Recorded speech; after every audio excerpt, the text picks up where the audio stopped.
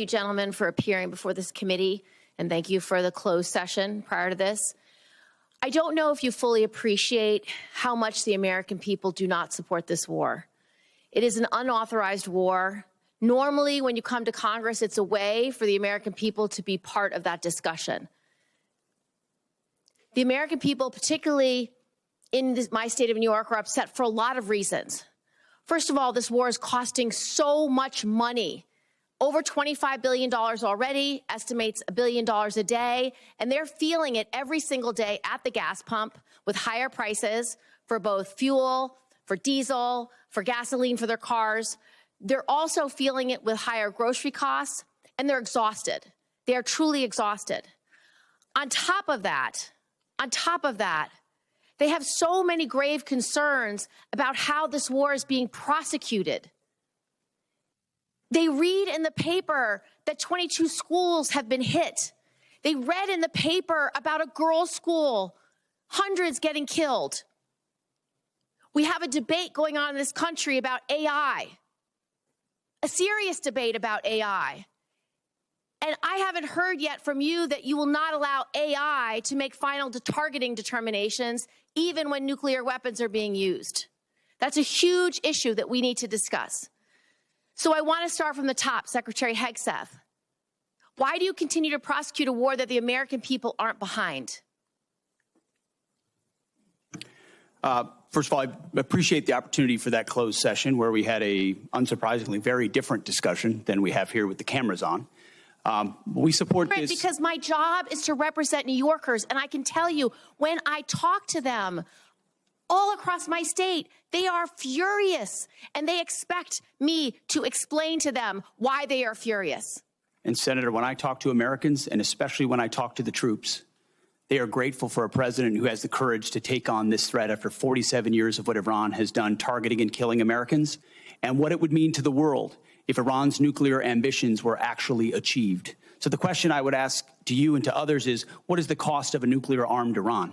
What is the cost to the American people if the world's most dangerous regime has a nuclear weapon?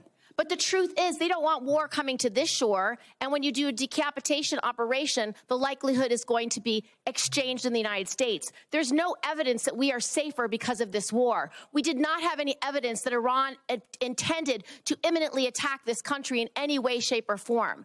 So I disagree with your assessment that we are under threat. Do you not believe them when they say death to America? Listen, our adversaries use rhetoric all the time.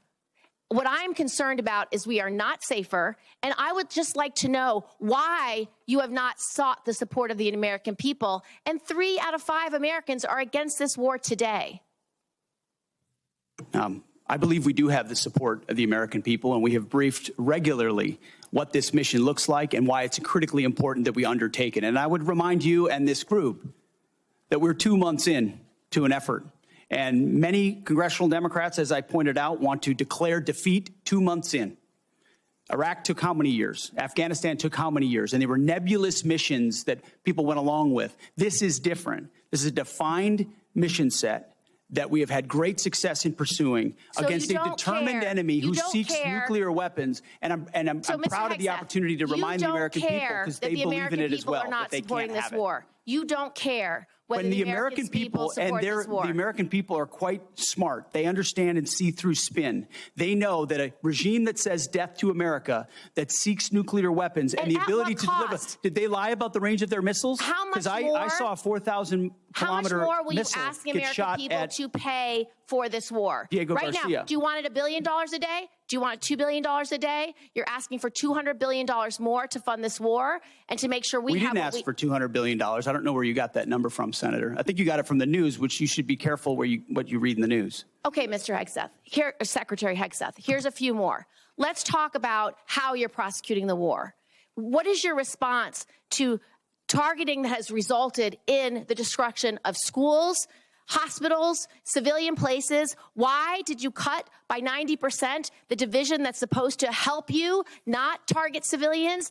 And do you know the impact of a strategic failure at a war when you have so many civilian casualties? You may have tactically completed a mission well, but strategically is not meeting your goals because of the harms to civilians. What is the cost of that? Let's leave time for an answer.